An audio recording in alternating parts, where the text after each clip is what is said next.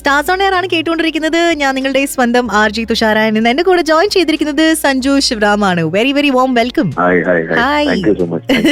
How are you എന്ന് ചോദിക്കുന്നില്ല. I'm sure you are on cloud 9 right now. എങ്ങനെയുണ്ട് responses? ARM എന്ന ഇപ്പോ ഏറ്റവും കൂടുതൽ സക്സസ്ഫുള്ളി റൺ ചെയ്തുകൊണ്ടിരിക്കുന്ന ഈ ഒരു സിനിമയുടെ responses, how is it been so far? ഗംഭീര റെസ്പോൺസ് ആണ്. Much beyond than what we expected. അപ്പോ ഭയങ്കര റെസ്പോൺസ് ആണ്. ആൻഡ് ഒബ്വിയസ്ലി ഒരു 100 crore plus ബിസിനസ്, അത് തിയേറ്ററിൽ നിന്ന് മാത്രമായിട്ട് എന്നൊക്കെ പറയുമ്പോൾ ഭയങ്കര വലിയ ന്യൂസ് അല്ലേ? തീർച്ചയായിട്ടും. My first 100 crore plus movie part of. Congratulations. Thank you. അടിപൊളി. ഇനി ഇതുപോലെ തന്നെ ആവട്ടെ, തൊടുന്നതെല്ലാം പൊന്നെന്ന് പറഞ്ഞ പോലെ ഇതുപോലെ തന്നെ ആവട്ടെ. ഈ ഒരു സിനിമയിലേക്ക് എത്തിയ ആ ഒരു കഥ ഒന്ന് കേൾക്കണം നമുക്ക്. ഈ ഒരു റോളിലേക്ക്, ഈ ഒരു സിനിമയിലേക്ക് എത്തിയത് എനിക്ക് കുറെ നാളുണ്ട് ജിതിനെ പരിചയമുണ്ട്. നമ്മുടെ ഫ്രണ്ട് ഗ്രൂപ്പ് എന്നൊക്കെയുള്ള പരിചയം. അരവിന്ദൻ അതിഥികളുടെ പ്രൊഡ്യൂസർ ഉണ്ട്, പുള്ളിയാണ് എനിക്ക് ജിതിനെ പരിചയപ്പെടുന്നത്. അപ്പൊ അന്നിങ്ങനെ ജിതിൻ അതിനടുത്ത് പറഞ്ഞു, ജിതിൻ ഇങ്ങനെ പടം ചെയ്യാൻ പോണ, ഇങ്ങനെ പടം ചെയ്യാൻ പോണ, എന്റെ പ്രൊഡക്ഷൻ ഒന്നും ഫുള്ളി ഓൺ ആയിട്ടില്ല. അപ്പൊ അന്ന് ഇത്രയും വലിയൊരു സിനിമ, അന്ന് എനിക്ക് ഒരു 12 to 14 crores കണ്ടായിരുന്നു എന്റെ ബഡ്ജറ്റ്. ഒരു ഫസ്റ്റ് ടൈമറിനെ വെച്ചിട്ട് അത്രയൊക്കെ ചെലവാക്കാനുള്ള അന്ന് പ്രൊഡക്ഷനൊക്കെ പലർക്കും പല മടികളും ഒക്കെ ആയിരുന്നു.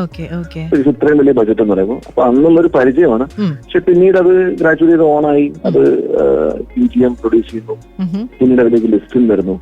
അപ്പൊ അങ്ങനെ അത് ഓണായി. പക്ഷെ അന്നേരം ഒന്നും ഞാൻ ആ സിനിമയുടെ ഭാഗമായിരുന്നു. പക്ഷെ സിനിമയിൽ ഏറ്റവും അവസാനം കാസ്റ്റ് ചെയ്യപ്പെട്ട ഒരാൾ ഞാനായിരിക്കും. പക്ഷെ വേറെ ആരോ ആയിരുന്നു ചെയ്യാനിരുന്നത്. ആ സമയത്ത് എനിക്ക് സിനിമ എന്റെ ഷൂട്ടിനൊരു 10-15 days മുമ്പാണ് ജിതിനടുത്ത് ഇങ്ങനെ പറയുന്നത്. എനിക്കൊന്ന് രാത്രി ഒരു 1 മണി 1:30 ആയപ്പോഴും ഞങ്ങൾ ഇതിനെപ്പറ്റി സംസാരിക്കുന്നു. അപ്പൊ അങ്ങനെ എനിക്ക് മെസ്സേജ്, അങ്ങനെ നിങ്ങൾ രാത്രി 10 സംസാരിച്ചപ്പോ ഇതിനെപ്പറ്റി സംസാരിച്ചു. അപ്പൊ എനിക്ക് ഇതിനെപ്പറ്റി പറഞ്ഞിട്ട് ഭയങ്കര ഇൻട്രസ്റ്റിംഗ് ആയിട്ട് തോന്നി. കാരണം മാത്രമല്ല, എനിക്കിത് ടൊവിയുടെ 50ാമത്തെ സിനിമ, അതേപോലെ തന്നെ വലിയൊരു പ്രോജക്ട് ടൊവി ചെയ്യുന്നു. അപ്പോ it is very nice to be a part of your friends movie. അവന്റെ ഒരു ലാൻഡ്മാർക്ക് സിനിമയാണ്. സോ അങ്ങനെ ആ മാത്രമല്ല, ആ കഥാപാത്രം ഞാനിതുവരെ ചെയ്തിട്ടില്ലാത്ത ഒരു ക്യാരക്ടർ. അപ്പോ ഭയങ്കര ഇൻട്രസ്റ്റിംഗ് ആയിട്ട് എനിക്ക് തോന്നി. അതൊന്നും ഞാൻ വിചാരിച്ചില്ല, ലൈക്ക് ഈ ഒരു ഗെറ്റപ്പ് ആയിരിക്കും എന്നൊന്നും ഞാൻ വിചാരിച്ചില്ല. പക്ഷേ എനിക്കത് കേട്ടപ്പോ വേറൊരു ആംഗിൾ ഉള്ളതായിട്ട് എനിക്ക് തോന്നി. കോൺസ്റ്റബിൾ ചന്ദ്രൻ ഈ ഒരു കഥാപാത്രത്തിന് വേണ്ടിയിട്ട് പ്രിപ്പയർ ചെയ്ത് എന്തെങ്കിലും like you do something special for it? ഒന്നുമില്ല. അതിനകത്ത് ആ സ്ലാങ്, അതിന്റെ സ്ക്രിപ്റ്റ് ആയിട്ട് സുജിത് നമ്പ്യാർ. അപ്പൊ അവര് പുള്ളിക്കാരൻ ആ നാട്ടുകാരനാണ്. അപ്പൊ അദ്ദേഹത്തിന് ആ ഒരു സ്ലാങ് പിടിച്ചിട്ടാണ് പരമാവധി എല്ലാവരും അതിൽ പോയിരിക്കുന്നത്. എനിക്ക് സ്ലാങ് എന്തായാലും എനിക്ക് ഭയങ്കര ഏറ്റവും എക്സൈറ്റ്മെന്റ് തോന്നിയിട്ടുള്ളതാണ്. ഒരു സിനിമ ചെയ്യുമ്പോൾ നമുക്ക് ഒരു സ്ലാങ് വരിക, അത് ഫോളോ ചെയ്യുക, അത് പിടിക്കുക എന്നൊക്കെ പറയുന്നത് ഭയങ്കര ഒരു ചലഞ്ചുമാണ്. എന്നാൽ അത് ചെയ്താൽ നമ്മുടെ ജോബ് ഹാഫ് ഡൺ. അപ്പോ അത് നമ്മുടെ സൈഡിലൊരു സന്തോഷം നമുക്കുണ്ടാവില്ല. അതെനിക്ക് ചെയ്യാൻ പറ്റും, I could pull it out എന്നൊക്കെ പറഞ്ഞ് നമുക്ക് അങ്ങനെ ഒരു വേരിയേഷൻ കൊണ്ടുവരാൻ സാധിക്കുകയാണ്. അപ്പൊ ഞാൻ അതെനിക്ക് ഭയങ്കര ക്ലീനായിരുന്നു. സോ അത് ഞാൻ വർക്ക് ചെയ്തത്. പക്ഷെ അത് എന്റെ അസോസിയേറ്റ് ഡയറക്ടർ ഉണ്ടായിരുന്നു, നമ്മുടെ ശ്രീജിത്ത് എന്ന് പറഞ്ഞ അസോസിയേറ്റ് ഡയറക്ടറും. പിന്നെ സുജിത്തേട്ടനൊക്കെ അതിന് ഒരുപാട് ഹെൽപ്പ് ചെയ്തു. അപ്പൊ അതെനിക്ക് ഭയങ്കര നിർബന്ധം, അത് പക്കായിട്ട് വരണം. പിന്നെ അതേപോലെ തന്നെ ഈ ചന്ദ്രൻ എന്ന് പറയുന്ന ചന്ദ്രന്റെ രൂപത്തിലാണ് എനിക്ക് ഒരുപാട് വ്യത്യാസം തോന്നിയത്. ഞാൻ അവിടെ ചെന്നപ്പോഴാണെങ്കിൽ ഞാൻ എന്റെ നോർമൽ അവസ്ഥയിലാണ് ഞാൻ അവിടെ ചെന്നത്. അതിനുശേഷം ഞാൻ ജിതിനോട് ചോദിച്ചത്, താടി കളയണം. അപ്പൊ താടിയുള്ള ഒരു ഒബ്സഷൻ കാരണം താടി വെച്ചാലും കുഴപ്പമില്ലായിരിക്കും, താടി വേണ്ട ബ്രോ എന്ന് പറഞ്ഞിട്ട് അങ്ങനെ പറഞ്ഞിട്ടാണ് ഈ ഗെറ്റപ്പ് മാറ്റുന്നതും ഒരു 90s ഇതിലേക്ക് ആക്കുന്നത്. അപ്പൊ എനിക്ക് അവിടെ ഇവിടെ എനിക്ക് പഴയ ആരൊക്കെയോ റിലേറ്റ് ചെയ്ത് എനിക്ക് തോന്നുന്നു. എനിക്ക് എന്റെ ഒരു അമ്മാവിന്റെ ചായ കിട്ടും. അപ്പൊ എനിക്കത് അതെനിക്ക് ഭയങ്കര കണക്ട്. അത് കഴിഞ്ഞ് യൂണിഫോം ഒക്കെ ഇട്ട് വരുമ്പോൾ നമുക്ക് കിട്ടുന്നത് വേറൊരു ഫീൽ ഉണ്ടല്ലോ, ഒരു സീരിയസ്നെസ്, ഭയങ്കര ഒരു ഗൗരവക്കാൻ, ഒരു മൊശടനായിട്ടുള്ള ഒരു കഥാപാത്രം. നമ്മൾ അതിനുവേണ്ടി മനസ്സിൽ പ്രിപ്പയർഡ് ആവുമല്ലോ, അങ്ങനെയായിരിക്കും. അപ്പൊ എനിക്ക് അതിനോട് ചെറുപ്പം മുതലേ വൈരാഗ്യം ഉണ്ട്. അപ്പൊ ഇതെല്ലാം ഈ ഡിസ്ക്രിപ്ഷൻ എല്ലാം സ്വീറ്റായിട്ടും തന്നിട്ടുണ്ടായിരുന്നു. ചെറുപ്പം മുതലേ ഞങ്ങൾ തമ്മിൽ ഇഷ്ടമല്ല. അജയൻ ഞങ്ങളുടെ കുടുംബത്തിന്റെ ഒരു വിളക്കാണ്. അജയന്റെ അപ്പൂപ്പൻ മോഷ്ടിച്ചിരിക്കുന്നത്. അപ്പൊ അതിനോടുള്ള വെറുപ്പ് എനിക്കുണ്ട്.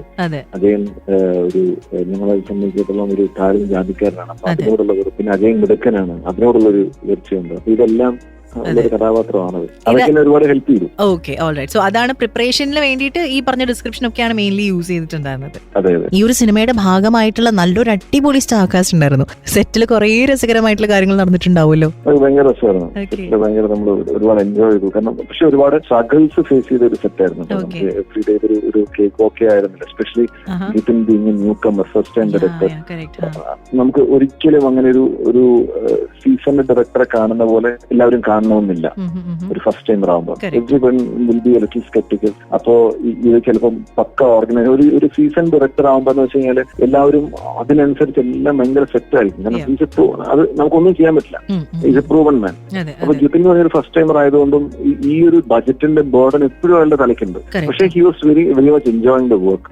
അപ്പൊ പുള്ളി ചെയ്യുന്നത് അത് കട്ട് ചെയ്ത് അതിന്റെ ഷബീറാണ് എഡിറ്റ് ചെയ്തത്. അപ്പം ഓരോ സീൻസും അതിന്റെ മേജർ എഡിറ്റ് ചെയ്തിട്ട് വീണ്ടും ജിതിൻ സെറ്റിൽ തന്നെ ഇരുന്ന് കാണുകയും ചെയ്യുമ്പോൾ ഉണ്ടാവുന്ന ഒരു എനർജി ഭയങ്കരമായിരുന്നു. നമ്മൾ ഈ സ്ട്രഗിൾ ഓരോ ദിവസവും ഭയങ്കര സ്ട്രഗിളിനിടയിലും നൈറ്റ് ഷൂട്ട്സും ഭയങ്കര ടയറിംഗ് ആയിരുന്നു. പക്ഷെ അതിനെല്ലാം നമ്മൾ എൻജോയ് ചെയ്ത് പോയിരുന്നത് ഇത്രയും പേര് കൂടെ ഉണ്ടായിരുന്നു.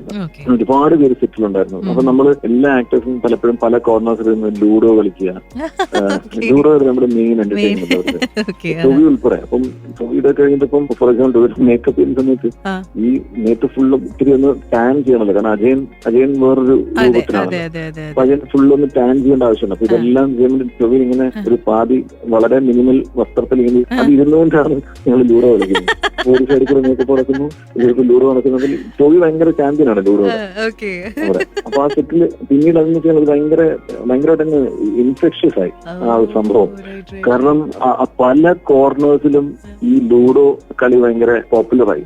അപ്പം ഇപ്പം ടോവി ഞങ്ങൾ 3-4 പേര് ഒരു സ്ഥലത്ത്, മറ്റു കുറച്ച് ആക്ടേഴ്സ് വേറെ സ്ഥലത്ത്, യൂണിറ്റിലെ ചേട്ടന്മാര് വേറെ സ്ഥലത്ത്, ഡ്രൈവർ ചേട്ടന്മാര് വേറെ സ്ഥലത്ത്, പ്രൊഡക്ഷൻ ടീം. അപ്പൊ അങ്ങനെ എല്ലാവരും ഇതിൽ ഇൻവോൾവ് ആയി. ഒരുപക്ഷെ എല്ലാവരെയും ഒന്ന് സ്ട്രെസ് ഒന്ന് റിലീഫ് ആക്കി ലൂഡോ എന്ന ഗെയിം ആയിരിക്കും. അടിപൊളി. എനിക്കൊന്ന് കോവിഡ് കഴിഞ്ഞ് കഴിഞ്ഞാൽ ഏറ്റവും കൂടുതൽ ലൂഡോയ്ക്ക് ബിസിനസ് ഉണ്ടായിട്ടുള്ളത് നിങ്ങൾ കാരണമായിരിക്കും. ആയിരിക്കും. ഞാനപ്പോ ജിതിൻലാലോട് പറഞ്ഞു നമ്മള് ഈ താങ്ക്സ് കാർഡ് ലൂഡോയ്ക്ക് താങ്ക്സ് വെക്കേണ്ടതായിരുന്നു. കാരണം നമുക്ക് നൈറ്റ് ഷൂട്ട്സ് ഭയങ്കര ഈ ടയറിംഗ് ആയിരിക്കും. അവിടെ ഭയങ്കര തണുപ്പ് വരുന്നു ആ സമയത്ത്. പകല് ഭീകര ചൂടും രാത്രി അതിഭീകരമായിട്ടുള്ള തണുപ്പ് വരുന്നു. ആ സമയത്തൊക്കെ പിന്നെ ഒരുപാട് പേര് സിക്കായി. അങ്ങനെയൊക്കെ വരുമ്പോ നമ്മള് പലരും മൊറാലിലൊന്ന് കീപ്പ് അപ്പ് ചെയ്യാൻ വേണ്ടി ഇങ്ങനത്തെ പരിപാടികൾ എപ്പോഴും നല്ല. That's absolutely amazing. Thank you so much, Sanju. It was a wonderful session. Thank you so much. Thank you. Yeah, you do well and stay happy. Thank you so much. The Celebrity Talk Show with RJ Tushara.